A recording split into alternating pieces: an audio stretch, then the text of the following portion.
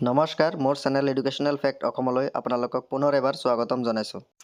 অৱশেষত আহিলে এক বিশেষ সুখবৰ। শীঘ্ৰেই নিযুক্তি হ'ব বিভিন্ন ঠিকাভিত্তিক শিক্ষকৰ আৰু পঞ্চায়ত নিৰ্বাচনৰ পূৰ্বেই প্ৰদান কৰা হ'ব নিযুক্তি পত্ৰ। নিযুক্তিৰ বাবে প্ৰয়োজনীয় সকলো ব্যৱস্থা গ্ৰহণ কৰা হৈছে। মাধ্যমিক শিক্ষা বিভাগৰ অধীনৰ যি অতিৰিক্ত ঠিকাভিত্তিক শিক্ষক তেওঁলোকৰ কাৰণে এনে 5 লাখ টকাৰ ব্যৱস্থা নাছিল। এতেকে ইতিমধ্যে মৃত্যুবৰণ কৰা 26 গৰাকী শিক্ষক তেওঁলোকৰ পৰিয়াললৈ মাননীয় মুখ্যমন্ত্ৰীৰ পুঁজিৰ পৰা 5 লাখকৈ টকা মুখ্যমন্ত্ৰী ডাঙৰীয়াই প্ৰদান কৰিছে। আজি আমি সেই দুৰ্ভগীয়া পৰিয়ালৰ হাতত এই 5 লাখ টকাৰ চেকসমূহ প্ৰদান কৰোঁ। চৰকাৰখনে তেখেতসকলৰ সেই শিক্ষকসকলৰ সেৱাক পাহৰি যোৱা নাই, সেই পৰিয়ালসমূহক পাহৰি যোৱা নাই।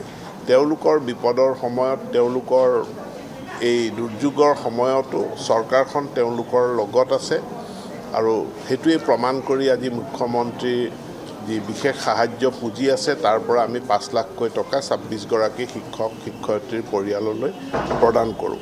খুব সোনকালে এইখিনি তেওঁলোকৰ আবেদন প্ৰক্ৰিয়া সম্পূৰ্ণ হৈয়ে গৈছে। পঞ্চায়ত নিৰ্বাচনৰ তাৰিখ কেতিয়া ঘোষণা হ'ব নাজানো, কিন্তু আমাৰ তেওঁলোকৰ আবেদন ভিত্তিক যেখিনি ডকুমেণ্ট ভেৰিফিকেশ্যন আমাৰ সম্পূৰ্ণ হৈছে। যিকোনো এটা গতিকে ৰাইজসকল আগন্তুক দিনত এনেধৰণৰ গুৰুত্বপূৰ্ণ ভিডিঅ'বোৰ পাবলৈ আমাৰ চেনেলটো ছাবস্ক্ৰাইব কৰিব আৰু কাষতে থকা বেল আইকনটো ক্লিক কৰিব আৰু ভিডিঅ'টো চাই ভাল লাগিলে লাইক আৰু শ্বেয়াৰ কৰিব নাপাহৰিব।